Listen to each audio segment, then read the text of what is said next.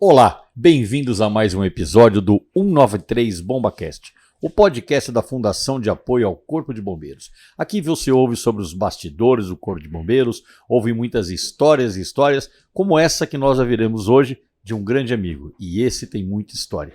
Mas antes de começar esse bate-papo, eu quero lembrar vocês todos que nos assistem a inscreverem-se em nosso canal, dar o like e acompanhar a nossa programação todas as segundas e quintas-feiras. Hoje, com muita alegria, recebo meu amigo Luiz César Freire, Luiz com Z, César com Z. Tá certo? Perfeito. Porque o que eu escrevi seu nome com S duas vezes, até você me corrigir tantas vezes agora eu já sei. Freire, muito obrigado por ter aceito o nosso convite. Seja bem-vindo ao nosso 193 BombaCast. Vamos aqui contar um pouquinho da sua história, da sua passagem pelo Corpo de Bombeiros, foi bastante marcante. E muito obrigado por ter aceito o nosso convite. Muito obrigado e uma honra estar aqui entre amigos. Freire, eu sempre começo esse bate-papo, você sabe, né? Perguntando a mesma pergunta. Né? Então eu digo assim, o que levou o Luizinho a querer ser policial militar e depois bombeiro?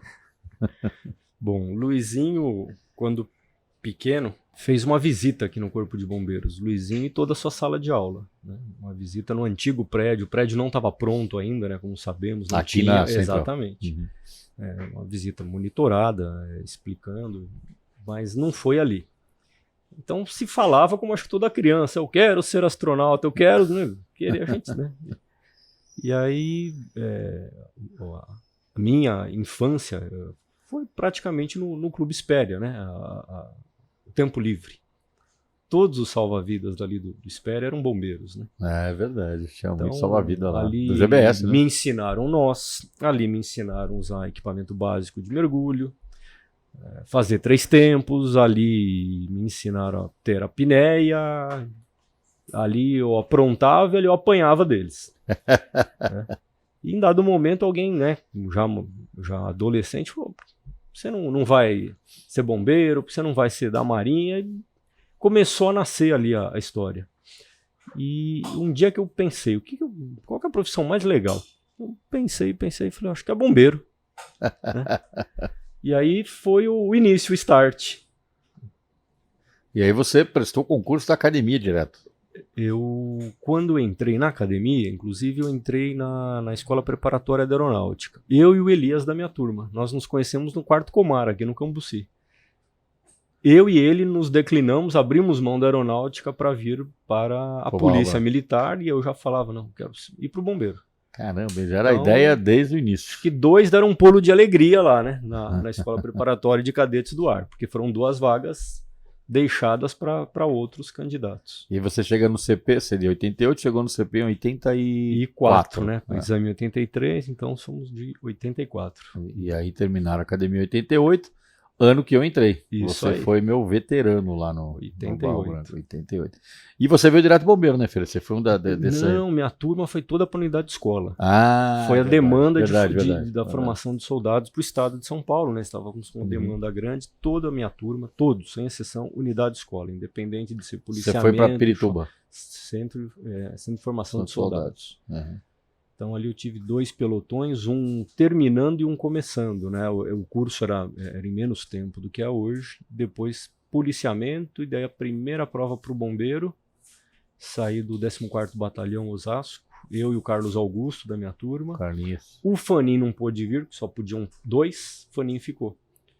Então víamos eu e o Carlos Augusto. Carlinhos, faz tempo que eu não vejo o Carlinhos, ele tá sumido. Se estiver vendo a gente, um abraço, Carlos Augusto. Carlinho Neguinho, boa Carlinho gente. Neguinho.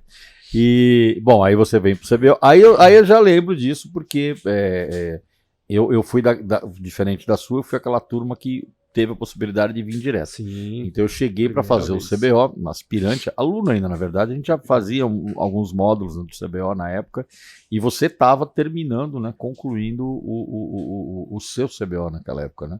Você concluiu então em 91, eu acho, né? Dezembro de 90 eu chego no GBS. Isso, dezembro de 90. Primeiro GBS, então. E o interessante na academia é que tínhamos aula de bombeiro. Eu esperei a academia inteira para chegar na aula de bombeiro. Quando chegou na aula de bombeiro, tivemos 2 aulas. A terceira mudou o currículo e nunca acabou. Eu fiquei chupando prego. Mas aí veio pro CBO também. E aí você vai pro GBS, né? A unidade que eu cheguei logo depois, um tempo depois, né? Porque eu tive que fazer o CBO. E lá a gente trabalhou, puxa, eu acho que o período tenente nosso praticamente todo, né, Freire? Fomos muito felizes. Eu vou até falar aqui, né? A gente já bem recrutinha, né? Eu mais que você, claro. Fizemos o curso de mergulho em 92. Perfeito, 92. 92, né? Nossos instrutores de mergulho.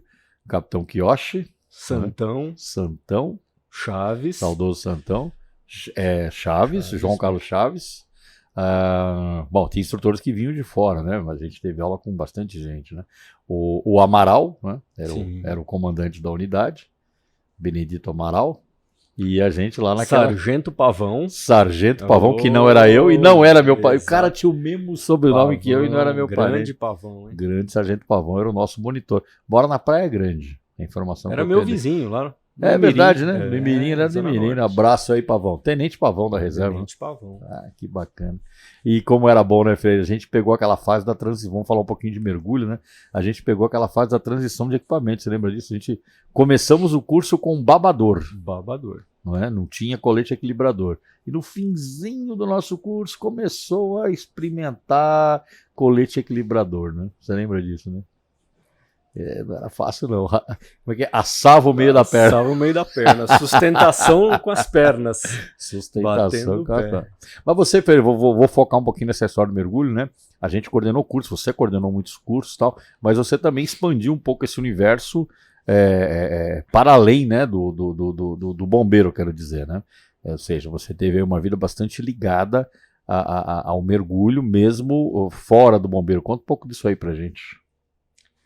Bom, tempos depois,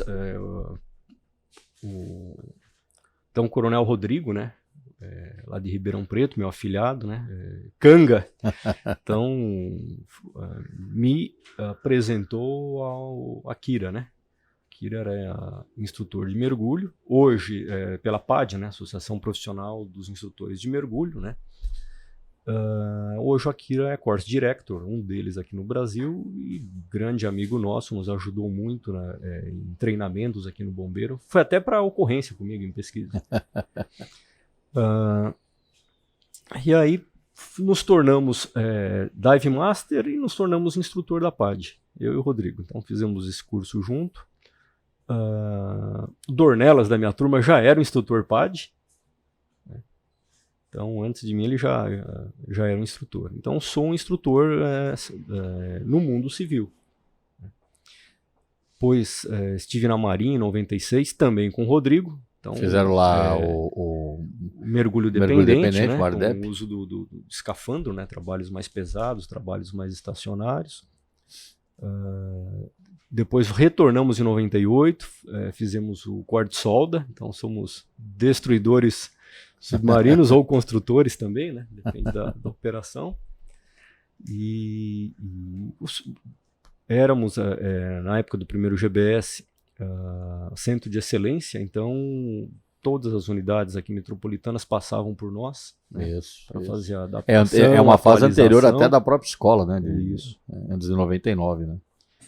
E os cursos eram descentralizados, né? Então várias unidades, eu pude, né, ter essa participação, né, em várias aulas, em treinamentos. Como membro, né, da Comissão Permanente de Mergulho, também saía para fazer as homologações. Eu trabalhei com as especificações de equipamentos, nas aquisições. A elaboração do manual de mergulho. Manual de mergulho, membro da Comissão Permanente. Então, nós somos juntos. Eu não, né? Vamos lembrar que não era eu, né? Eram várias pessoas, claro, né? Várias pessoas. Mas o norte, eu acho que foi seguir Kiyoshi, né? Então, o Kiyoshi, acho que deu a gotinha picadinha, fomos seguindo. O Kiyoshi que foge da gente aqui igual o Diabo da Cruz, né? Mas o Coronel Kiyoshi tem uma grande história, né? Eu não sei se ele foi o primeiro, mas eu tenho a impressão que ele foi um dos primeiros a fazer curso na Marinha de mergulho, não foi? Não sei se o primeiro, posso estar equivocado, mas eu sei que ele é lá da... Até teve gente, creio que a gente teve antes lá. Mentoni, quando foi o Kiyoshi, foi ele e o Pinto Cardoso, os dois eu acho que foram juntos. Que colaborou, sim, ele foi presente na comissão do manual de mergulho, né? Mas teve gente que fez antes. E Freire, aí, bom, algumas coisas que eu me lembro, né, ligadas ao mergulho. Lembra quando a gente fez o curso de Nitrox? Nitrox, operação da câmara hiperbárica. Operação da câmara hiperbárica. A gente, na nossa época lá, a câmara ficou muito tempo lá no primeiro inoperante, né? Sim. Até que promovemos lá um esforço, né, de atualização, de testes, né, da câmara, e botamos ela para operar lá, né? Foi uma fase muito rica, né, Freire? Caramba. Hoje, eu acho que aquela câmara hoje tinha que estar na ESB. Porque ela existe, né? Fisicamente ela tá lá no primeiro, mas tinha que estar na escola. Na escola ou algum ponto, né? De fácil acesso, né? Não, com certeza. Bom, Freire, essa história do mergulho foi uma história que foi longe na sua vida, né? E já entrando aí num assunto bastante, assim, eu julgo interessantíssimo, né? Você teve a oportunidade de fazer parte do Programa Antártico Brasileiro como mergulhador.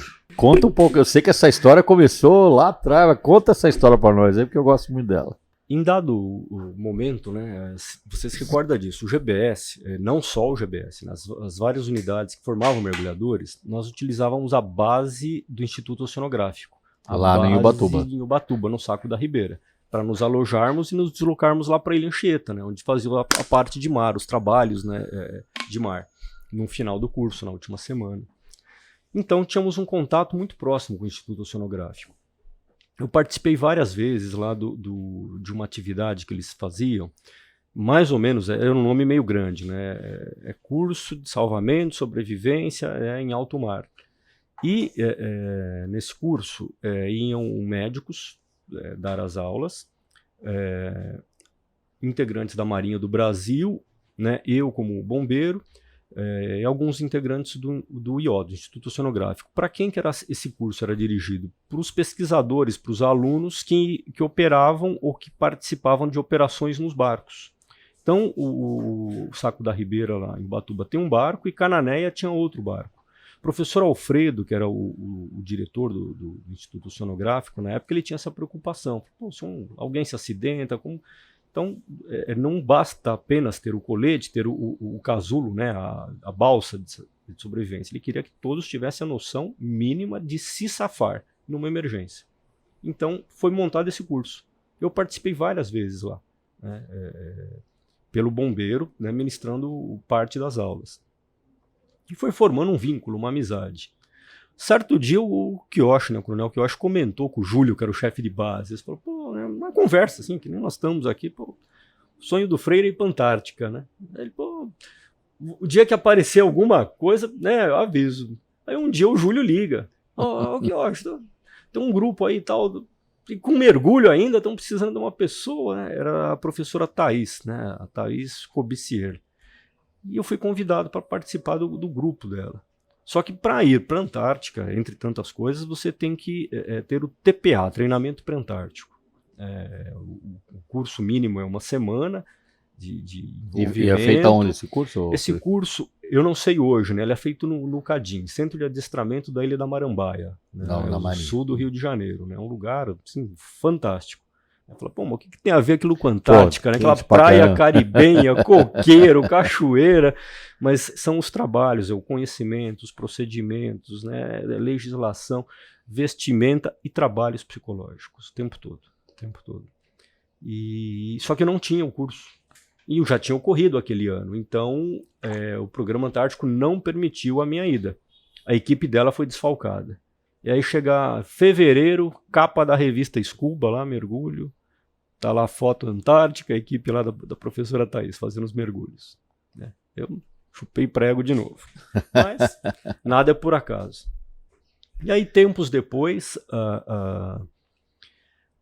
eu acho que a professora Thaís e a equipe do Oceanográfico, em conversa, né, porque o Programa Antártico Brasileiro envolve várias universidades, e conversou com a Universidade Federal do Paraná e eles mandaram uma pessoa para ser avaliada, para avaliarmos que estava capacitado ao uso da roupa seca, que era o Maurício, né, um biólogo, mergulhador, instrutor de mergulho da PAD. E aí foi apresentado, expliquei no comando, recebemos o Maurício, levei eu já não estava mais no GBS, estava lá na manutenção. Isso. Então, fui no GBS fazer avaliação de que ele Estava capacitado ao uso da roupa a seca. roupa seca. Uma avaliação desnecessária, porque ele estava muito mais que capacitado, mas fizemos todos os procedimentos. Era uma parte formal que tinha que ser feita. Elaborei o relatório, entreguei para ele, para a Universidade Federal do Paraná, que foi apresentado para a Marinha, e ele era um integrante da equipe da professora Terezinha, né? E depois vieram outras pessoas, depois por mudanças de unidade, afastamento, eu creio que até o Benhur, né, o Coronel Benhur hoje também fez essa avaliação de alguém lá pelo segundo GBS, né? E em dado momento decidi que eu queria fazer educação física. Conversei com um monte de profissionais, com um monte de amigos, desde o Quioche até o Raul Santo da minha turma, sabendo que isso ia custar minha saída do bombeiro. Eu já sabia disso, porque eu era o tenente antigo, ia ser promovido a capitão. Ia ser promovido no curso, inclusive. E eu já tinha 2 reprovações em educação física, né? Isso aí não é qualquer um que tem no currículo, né? Então, fui na escola, perguntei, falei, olha, se eu vier, eu serei promovido no curso. Vou treinar as embaixadas, o problema era esse, né? Eu nunca saí da fase Você é um excelente futebolista, assim como eu. Né? Exatamente, né? Como futebolistas, somos excelentes nadadores. Exatamente. E aí, os chutes eram perfeitos e tal, mas o controle de bola, 0, ou menos 500. Né? E fui lá conversar com então, o Major Geraldi, né? Falei com ele e a resposta foi: faça a tua inscrição, você será bem-vindo aqui. Falei, bom, deixa eu garantir que eu não vou dar vexame. E comecei a treinar. E aí, em dado momento, eu tô sentadinho aonde que eu estava? Foi a transição da manutenção para CBM, o Comando de Bombeiros Metropolitano Operações. Toca o telefone. Professora Terezinha. Pois não, professora. A senhora tá bem? Reconheci aquela voz do Sul. Né? A senhora precisa mandar mais alguém para cá para avaliar? Falou, não, Freire. Tenho uma vaga de mergulhador, eu quero que você integre a nossa equipe. Essa vaga é sua. Por favor, Escola de Educação Física, venha para cá. Então, nada é por acaso. Se eu estivesse na escola, né, não ia poder fazer isso. Ô, Freire, pouca gente sabe, né? Aliás, é uma coisa que, não que pouca gente sabe, mas é uma coisa muito importante, eu acho, todo mundo tem que saber, é da relevância que tem o Programa Antártico Brasileiro. Ele tem todo um contexto geopolítico aí, que eu sei que você manja bem disso aí. Conta um pouquinho dessa história para nós aí. Tem 2 coisas que regem, né, os trabalhos na Antártica. Né? Vamos só lembrar. Né? Então, a Antártica é um continente, né? Aquilo não é uma ilha, diferente do Ártico, né? Que é uma casca de gelo, uma casca espessa. A Antártica é continente. Se eu cavar, terra, é solo, né? É mineral. Então, é o 6º continente, né? Um continente dedicado à paz e ciência. Resumidamente, o Tratado Antártico e o Protocolo de Madrid se resumem nisso. Né? Claro, são muitas páginas, mas estou falando isso daí é o resumo. Então, um lugar de paz, de ciência. Não é para testes, não é para fins bélicos, testes de bombas, não é para exploração comercial, não é para pesca, não é para devastação. É de todo mundo e não é de ninguém. Né? Lá não tem dono. Então, aqueles que querem ali estar presentes com fins científicos de estudo têm que seguir o que diz Tratado Antártico e Protocolo de Madrid. São as 2 coisas que regem o funcionamento de todas as pesquisas e os trabalhos antárticos. Né?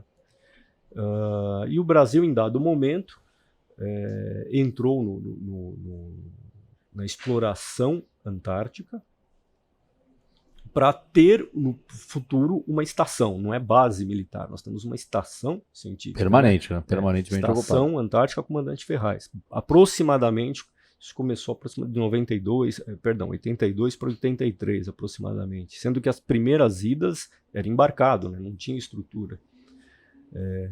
E ali se começou com 8 containers pequenos, não dos grandes. 8 containers não juntos, era 4 de frente para 4. Você saía de uma porta correndo para outra para não congelar. Se pirulitar, né? Mas ali isso foi o começo. Daí isso foi expandindo. Aí quando eu lá estive, esses containers ainda existem, realocados, é claro, com paredes térmicas, e a estação, quando eu ali estive, em 2003, tinha aproximadamente 1.500 metros quadrados. Nós estamos falando aí da estação antiga, né? Da estação antiga, aqui infelizmente houve um acidente, uma explosão, um incêndio e a destruição. Então, E por incrível que pareça, tinha um bombeiro lá, né? e tinha um bombeiro lá. Nós já entrevistamos já o Capitão Vitor. Capitão Vitor, exatamente. E também, infelizmente, houve vítimas, né? Dois militares da Marinha do Brasil se vitimaram, né? Falando em militares, e falo, mas você falou que uma estação científica, o que o militar faz lá? Né? Na época, na estação antiga, eram 10 militares que faziam a estação viver. Então, eles estavam lá em prol daqueles 30 pesquisadores, que era a capacidade da estação, aproximadamente 40 pessoas confortavelmente. Da estação antiga, a nova... É mais, né? É maior. Deve ser quase 60, 70 pessoas. Então eles faziam a estação viver. Ô Freire, voltando um pouquinho aí, né? Porque você já me contou essa história, claro, eu tô lembrando, eu acho coisas bacanas de você falar. Quando você recebeu o convite, etc e tal, e você, obviamente, foi comunicar aqui o bombeiro dessa possibilidade, né? E aconteceu uma coisa, eu acho muito interessante, né? Que você já me contou. Conta pra nós aí. O Coronel Quioche, ele era o comandante de Bauru. E aí, quando ele vinha em São Paulo, a primeira coisa, ele parava a viatura aqui e subia e ia conversar com o comandante, o Coronel Jair, né? Antes de chegar na casa dele, já parava aqui, ele passou na minha sala. Nessa época, foi um curto período que eu fui da DAT. Né? Eu fui da DAT, hein? Você é da DAT. Capitão Freire, Capitão Rense e Capitão Armani lá, né? Trio Parada Dura. E aí ele passou pela minha sala primeiro, sempre, Freire, né, vamos subir lá que eu vou falar com o Jair, vou subir lá, vou tomar paulada, né, do seu Jair, né, não, daí eu tenho um caminhãozinho de bombeiro que eu tinha bala, né, eu abri o caminhãozinho e falei, leva as balinhas lá pro comandante, né, vou adoçar o dia dele, né. Bom, aí ele tá lá, e antes disso tinham outros oficiais na frente ali, passando, despachando, e o comandante do CBM falou, olha, eu tenho um documento aqui e tal, do Freire aqui, então ele está solicitando, né, a participação, a Universidade Federal do Paraná está solicitando o oficial emprestado para integrar uma equipe no papel de um técnico mergulhador, então queria falar para o senhor, ele tem licença-prêmio, ele tem férias e tal, então ele pode pedir esse afastamento caso seja autorizado. Aí nisso que eu acho que o Coronel Quioche cortou, falou, fala em Freire, ele mandou essas balinhas pro senhor, né? O Coronel era as balinhas de banana, aquela balinha, sempre que eu viajo eu levo, né, balinha de banana. Aí o Coronel Jair, negativo! Né? Eu falo, o Coronel Edson ficou ali meio, não, mas ele tem afastamento e tal. Negativo! Mas comandante, que afastamento, pô? Isso é uma missão oficial brasileira, pô. Isso é afastamento. Está representando o Corpo de Bombeiros, a Polícia Militar, o Estado. E aí todos os procedimentos foram feitos, né, para o meu afastamento. Serviço. A serviço, estava em serviço. Então, além do seguro do Programa Antártico Brasileiro, eu fiz mais um seguro particular. Que eu acho que te indiquei, né? Exatamente, foi isso aí. Né? E eu tinha um seguro particular e mais eu estava em serviço, obviamente sem receber nada por isso do Estado, só o salário normal, sem ônus para o Estado, né? Porque o programa me bancava aí. Foram quantos dias de afastamento para poder participar da missão? 30 dias. 30 dias. E o que você fazia lá, Freire? Claro que eu sei que você foi para mergulhar, mas tem mais coisa que eu sei que você fazia lá. Era tudo e mais um pouco. Nós éramos em 40, então, né? 10 militares, aproximadamente 20 pesquisadores. Só te interromper um pouquinho, porque a gente estava mostrando algumas imagens do Martinho aí. Isso aí é a estação, né? Da época, né? Essa é a estação antiga. Inclusive, à direita mostra o módulo de meteorologia. Uhum. Nesse módulo existia filmadoras que eram atualizados a cada 15 minutos. Então, qualquer um entrava no Programa Antártico Brasileiro, via imagens ao vivo cada 15 minutos. Já tinha internet na época? Exatamente. Tinham 2 lagos, Lago Norte e Lago Sul. Temos 2 lagos ali, na Ilha Rei Jorge. Dali que é captada a água. Então o lago está embaixo do gelo, aqui a sala de exercícios. A touca está escondendo, mas você tinha cabelo nessa época, não tinha, Fê? Foi ali que eu usava a máquina 1 ainda, né? Se é que pode chamar de cabelo. Aí é uma vista da parte, olhando da direita para a esquerda, sim, eu acho. Sala de exercícios, lá atrás os tanques de combustível. Que teve o problema lá na época, né? Na verdade foi o tanque interno do gerador. Porque o navio transborda para a balsa para o tanque para o tanque interno. Qualquer coisa lá é uma operação. Exatamente, tudo é uma faina. Os mergulhos eram próximo da base ou vocês se deslocavam fazer mergulhos? Aproximadamente de 20 a 50 metros de frente à base, mas fizemos mergulhos fora também. E qual a profundidade média que vocês mergulhavam? Saindo da orla ali no mar, vai descendo aproximadamente para 5 metros. Aí é meio rochas, um pouquinho pedras, como se fossem pedregulhos e pedriscos. Uhum. Passado isso, desce para torno de 15 metros, argila, só de olhar, olhou já levanta a suspensão. Encostou, e os trabalhos eram no fundo, colhendo material e colocando material para povoar, para recolher no próximo ano. Então era mergulho em braille, né? E depois descia para mais 25, dali para frente imagino que uns 300 e depois tudo que tinha direito. Ali, a Antártida ela chega lá na profundidade dos 4.000, que é a média do oceano, ou não? O entorno, sim. Mas o entorno já distante. Não o entorno ali de praia. E foram quantos mergulhos para pesquisa? Nesses 30 dias, se eu não estiver errado, foram 16 mergulhos executados. 16 mergulhos. E qual a sensação? Nós queremos mais, eu e o Maurício, né? Porém, o mergulhar não é chegar e mergulhar. Não era eu e o Maurício mergulhar. Sim, tem toda uma logística para isso. Suporte e todos um cronograma, né? Como eu falei, os 10 militares estão lá para fazer tudo funcionar, inclusive a nossa segurança. Então, para mergulhar, precisava do bote. Quando eram os de bote, precisava de equipe. Então, tinha que... Isso é uma faina de mergulho? Se dividir entre todos eles. Isso é uma faina de mergulho ou é uma... Não, essa é a nossa chegada. O dia da nossa chegada. Observe que o navio está à distância, né? Então lá não existe porto. Né? Então, navio de turismo... O navio joga ferro e aí você tem que fazer toda a operação com ou bote. Você vem de helicóptero para terra ou você vem de bote. Na Ilha Rei Jorge existe uma base militar, uma vila militar. É a base Eduardo Frei, ela é chilena. Então, ela é o suporte para receber qualquer voo para o continente antártico na Ilha Rei Jorge. Pista de cascalho, né? Exatamente, rala queijo. Eu saí aqui no Hércules C-130 da FAB, né, do CAN, né, Correio Aeronacional. Saímos do Galeão, passamos no Rio Grande. Rio Grande, lá na cidade do Rio Grande, que é a Exantar, Estação de Apoio ao Programa Antártico Brasileiro. Ali pegamos os equipamentos, as vestes, tudo que foi escolhido durante o treinamento para usar. No Rio de Janeiro. Exatamente. Então, fiz lá a cautela, como chama a Marinha, peguei todo aquele equipamento, o qual devolvi no final. Né? Na verdade, eu troquei até, porque eu tinha equipamento intacto, inteiro, íntegro, com outro militar que estava lá com equipamento já ralado pelo uso, não o mau uso, pelo uso, porque desgaste. Então nós trocamos o equipamento, devolvi o dele lá com a justificativa, né?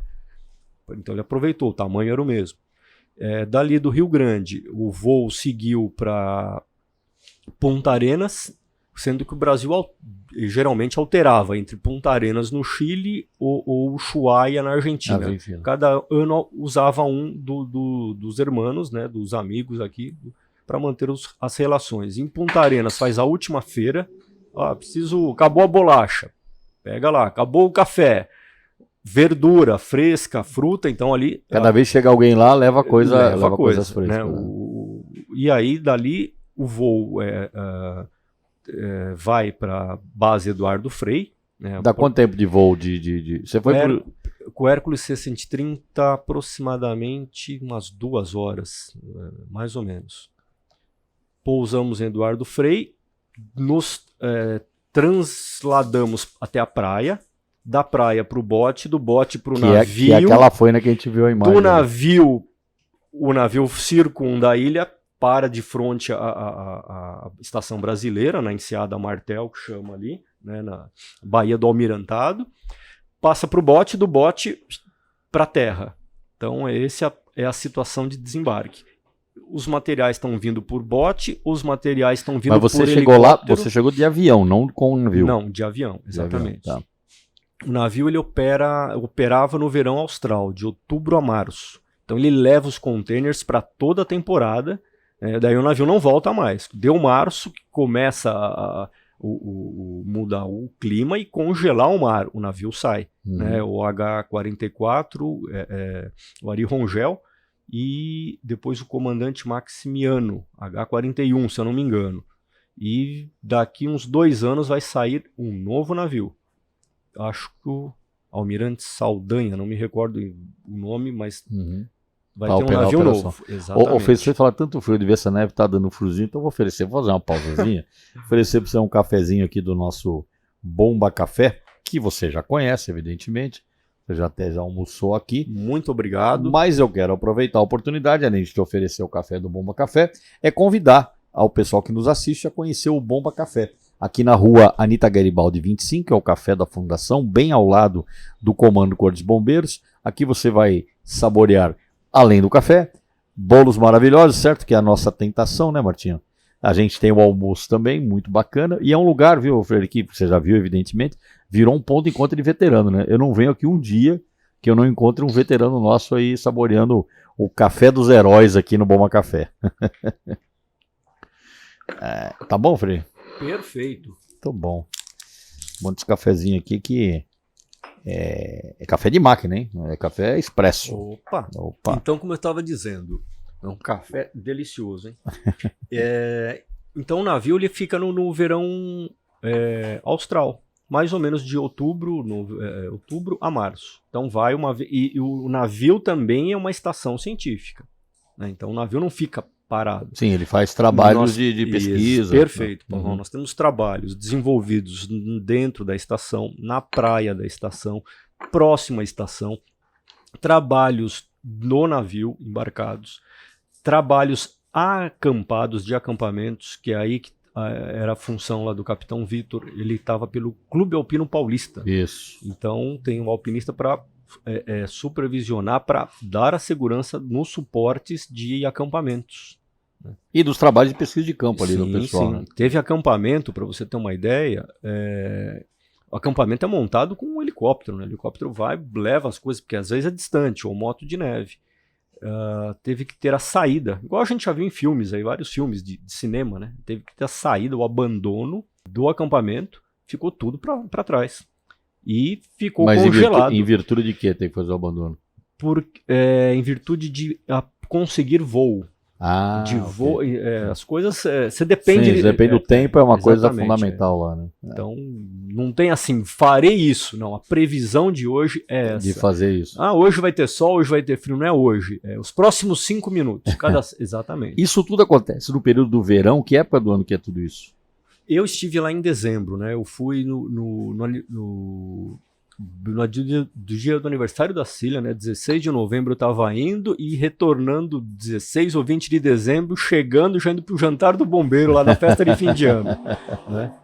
E no período de verão, os grupos se trocam a cada mês. Então tem voos de verão. Todo voo... Quando chega o inverno, só fica a equipe da Marinha lá, não tem mais pesquisador. Tem trabalhos de inverno. É que a grande parte dos trabalhos, pelas condições climáticas, se faz em verão. E lembrando, né, o verão você não tem noite. Não tem noite, exatamente. A noite dura pouquíssimas horas, né? Ia escurecer 2 horas da manhã. A primeira semana lá, eu pirei. Porque era 2 horas da manhã, a gente estava descendo o morro lá e o Maurício com os esquis lá, brincando. Aí eu falei, não é possível. Aí paramos, falei, não, tem que seguir um cronograma, né? Senão não dava, né? Então, ia escurecer 2 da manhã, 4 horas já estava o sol de novo. Exatamente. E o inverno é o oposto. Né? Então, os trabalhos são divididos pelas várias universidades, pelos vários pesquisadores. Tem que dividir para todo mundo. Então, tem trabalhos que são de verão. E alguns trabalhos permanecem no inverno. Geralmente, inverno reduz o número. Porque aí tem a questão da luz, sim, né? Tem a questão do frio mais intenso. Você já não tem o barco. Né? Os voos tem mensalmente. Mas a rotina lá, além evidentemente do trabalho de mergulho, você já falou, foram 16, tinha lá algumas funções que você tinha que ajudar a tocar a base também, não tem? Sim. O grupo, éramos em 40 quando eu estive lá, os 40 são divididos em 10 grupinhos. Então éramos 4, mini grupo. Todo dia 4 estava de serviço. Né? Então, Se fosse meu grupo aquele dia, café da manhã nós que preparamos, o grupo, ok? Almoço, nós ajudamos o cozinheiro, é no papel do nosso grupo ajudar. O suporte ao cozinheiro lá. Jantar, papel do nosso grupo ajudar o cozinheiro, ajudar a lavar a louça, a limpeza mínima. Sábado era o dia da faxina, sábado de manhã, todos os 10 grupinhos, dividido em 10 setores, tudo que você pensar, de cima, embaixo, banheiro, verador, tudo limpo. Lixo compactado, o lixo volta, nada fica lá, né? O papel era incinerado, mas passava por filtros. Sobre banheiro, o líquido ele é filtrado, então xixi volta como água, vai para o ambiente, né? Fezes tinha um trabalho de ressecamento, aquilo é recolhido depois, como se fosse um esterco, já sem odor, sem nada. Volta tudo para o continente, não fica nada lá. Não fica nada lá. Nada. Latas, papelão. Sobra de comida, tudo, nada. Nada. Interessante. Então, e detalhe, hein? O Brasil é exemplo lá em trabalho e de meio ambiente. Tá? Então fala assim, estão lá acampado num barraco, não. O dinheirinho do Programa Antártico é muito bem empregado. Muito bem empregado. Interessante. Bom, eu poderia dizer que isso, assim, você, claro, né, você teve uma experiência muito rica na carreira do bombeiro, mas essa, sem dúvida nenhuma, é uma coisa muito especial, eu diria, né? Muito diferente, né? Que trouxe, evidentemente, uma bagagem pessoal e profissional muito grande para você, né? Tanto é que, pô, você é ligado ao mergulho até hoje, né? A gente tenta, basta né? dizer isso, né? Freire, mas assim, vamos voltar um pouquinho, falar de bombeiro ou de outras coisas, não só de mergulho, né? Mas da nossa época aí de tenente, de capitão, né? Das ocorrências e essa história toda. Bom, a gente trabalhou bastante tempo lá no primeiro, né? E eu acredito que grandes ocorrências da nossa época você participou. Mas eu sempre digo aqui, viu, Freire? Muitas vezes a ocorrência que nos marca não é aquela famosa, não é aquela que apareceu no Fantástico, não é aquela. Muitas vezes é uma ocorrência que só tava a gente, né? Mas que de alguma forma fica na nossa lembrança. Você tem alguma ocorrência desse tipo aí para contar para nós? Pavão, temos muitas. Desde de incêndios a desabamentos, né? E acidentes de trânsito, que isso aí... Não, mas eu tô te provocando, checa, você né? sabe por que eu tô te provocando, eu não quero que você conte. Foi o seguinte, você não vai falar, então eu vou te cutucar. Conta pra nós a história daquele incêndio que o motorista era o Cabo Dias. Rapaz. Olha, sai um dia tarde, fim de tarde aqui do... Abraço o Dias, vou trazer ele aqui, viu? Opa, grande Ditão. Né? Nosso amigo Ditão. Querido Dias, querido Dias. Hein? Aprendi muito com ele. Eu não, nós aprendemos. Né? Nunca deixou a gente na mão. Saímos aqui do Cambuci, já primeiro GB, né, como comando de área, para o incêndio na Teodoro Sampaio. Foi pela Praça Roosevelt, subimos a Consolação. Eu olhava aquela fumaça preta, falei, pô, o mundo tá acabando, né? Na Teodoro, pô, incêndio em colchão. Só que lá não tem fábrica, não tem loja, né? Era muita uma loja, de loja, só né? que derivado de petróleo, uma espuminha, né? Aquilo faz um estrago. E era uma loja embaixo de um prédio. Uma loja de pé direito duplo, pequena loja, né? Mas a fumaça, né, era grande. Demorou para controlar o incêndio ali, mas, né, foi controlado e entrava e saía. E consegui perder meu rádio, né? O HT caiu dentro do incêndio lá. Eu falei, bom, uma coisa de cada vez, né? Mas depois eu recupero. E recuperei, né? Depois. Aí eu fui na viatura modular, não lembro o que eu fui, se eu fui dar QTA para alguma viatura que vinha, eu acho que já estava, né, sob controle. Aí abro a porta da viatura ali, né, já desidratado, com a sede do cão, a hora que eu pego o Mike ali para modular, uma garrafa de Coca-Cola ali. Suada. Abri, eu só ouvi aquela, não, tenente, não. Eu falei, que não, rapaz, eu tô desidratado aqui. Abri, deu uma golada, né. Caramba. Até ficou aquela dúvida, pô, será que é o ácido, né, da Coca-Cola ali, o desidratado que reagiu, aquela Coca-Cola tava batizada, não tava, falei, o Dias que não sei de nada, não tem nada, já começou, falei, Dias ali, Coca-Cola, falei, ali tem, né, Rapaz, eu voltei pro incêndio ali e tal, né? Vomitei. Falei, pronto, agora falta a televisão me filmar aqui de peru rodando aqui, mango assado, né? Falei, o que tinha naquela Coca-Cola, rapaz?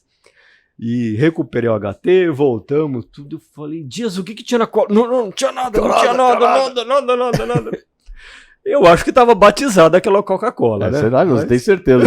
Mas eu lembro, olha, cara, isso aí virou uma história muito engraçada, a gente se riu muito disso já, mas eu lembro de um dia falar pra você o seguinte, pior que você não pode fazer nada, né, tenente? Mandar eu pagar PM, o senhor também não vai fazer a dosagem alcoólica, que o senhor também bebeu.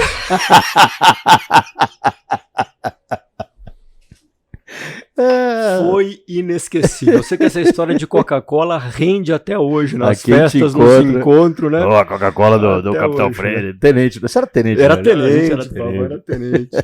E aí... Não, um detalhe, né? O Freire não bebe, viu, Martinho? O Freire não bebe nada. Agora você imagina ele dando uma golada na Coca-Cola misturado com cachaça na ocorrência. Né? Rodando que nem pirula.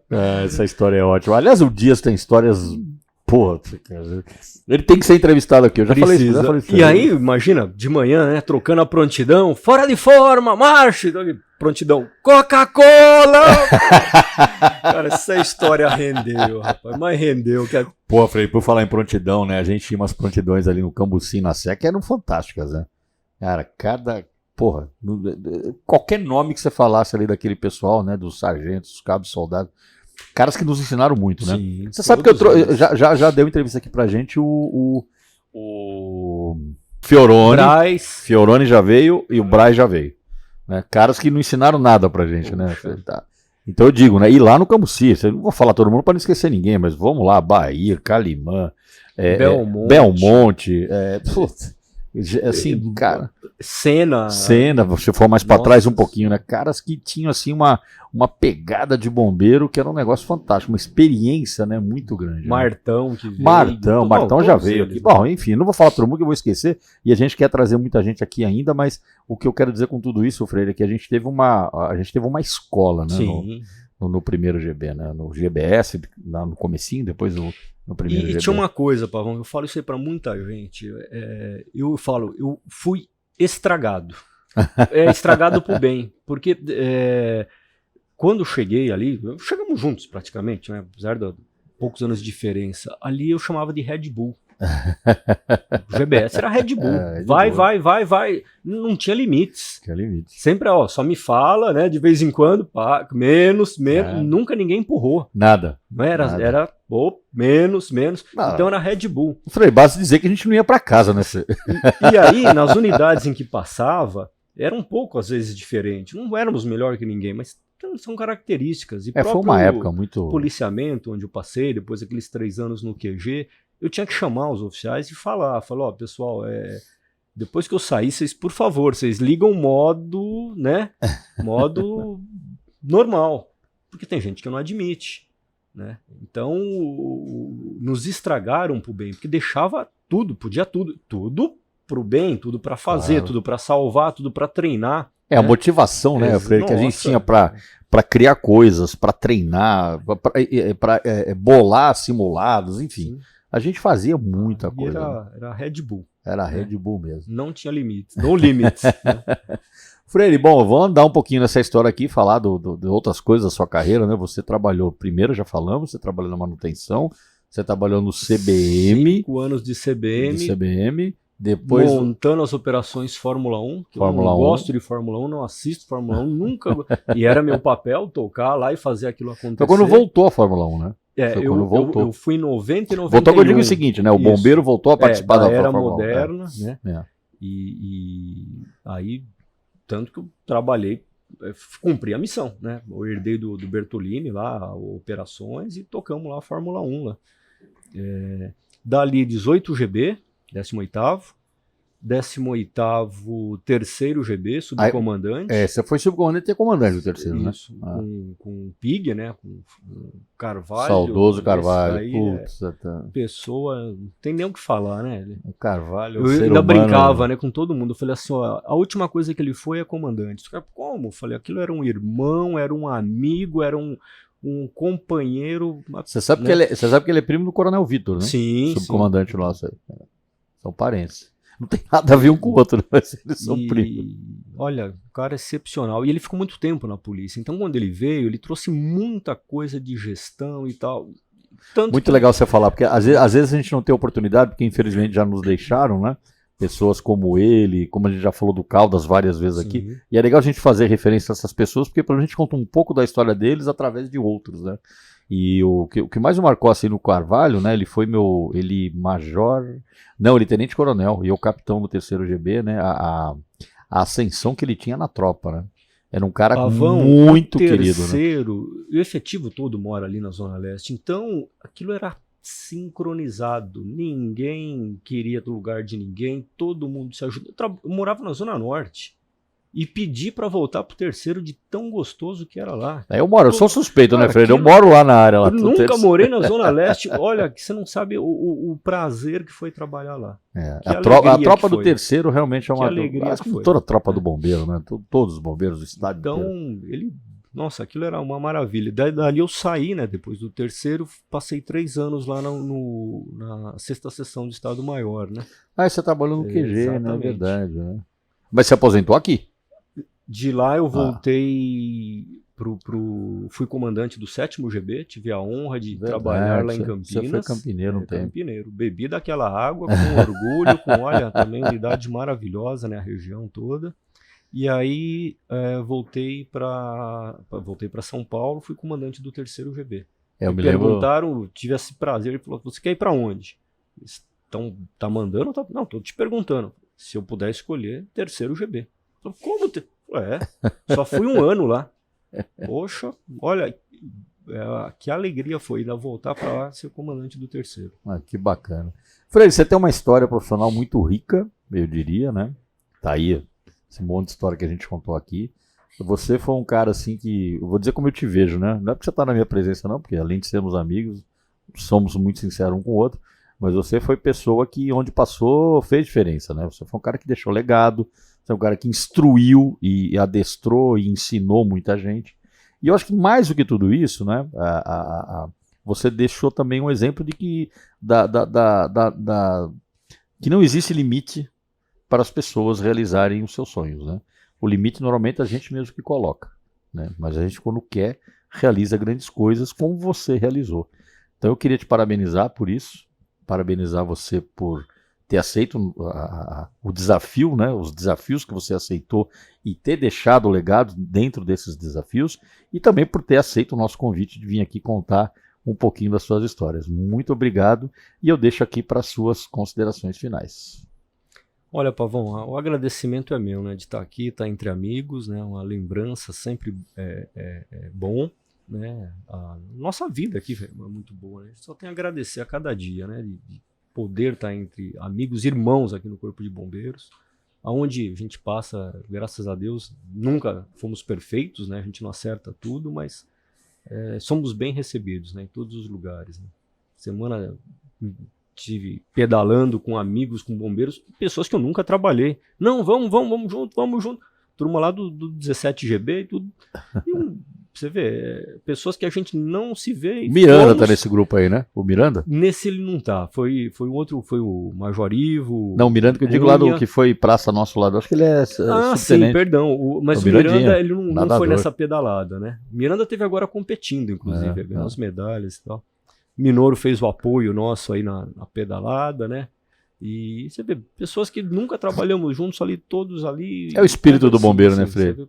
E o que você tem saudade, Freire? Cara, de pôr EPI para ocorrência, Pavão.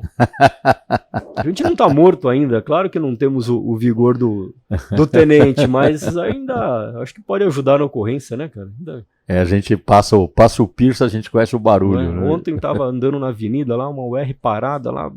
Falei, estão dentro de alguma ocorrência, né? Não sabia, dentro de uma farmácia lá, entrei, não tava beleza tal, já fui tirando ali as prateleiras para manobrar a maca, tudo. Né? É o mínimo, né, que a gente pode fazer, né? Que bom. Freire, olha, muito obrigado mais uma vez. Porra, Deus te abençoe e venha sempre. Você é prata da casa, a gente se encontra bastante, mas continue efetivamente vindo tomar o nosso café do Bomba Café. Vamos fazer novas entrevistas, novos bate-papos. Eu te agradeço muito por isso. Grande abraço, meu irmão. Fiquem todos em paz, fiquem com Deus. Beleza. Esse foi mais um episódio do nosso 193 BombaCast. Espero que você tenha gostado, como eu também gostei. E muito importante, não se esqueçam, dê o like, acompanhe a nossa programação, inscreva-se no canal. Já ultrapassamos o número mínimo para fazer ao vivo. Estamos nos preparando para fazer agora o nosso podcast ao vivo, com interação, com participação. E em breve mais uma novidade, que eu não vou contar ainda, mas é uma novidade muito bacana que vai agregar aqui ao nosso podcast. Muito obrigado e até a próxima.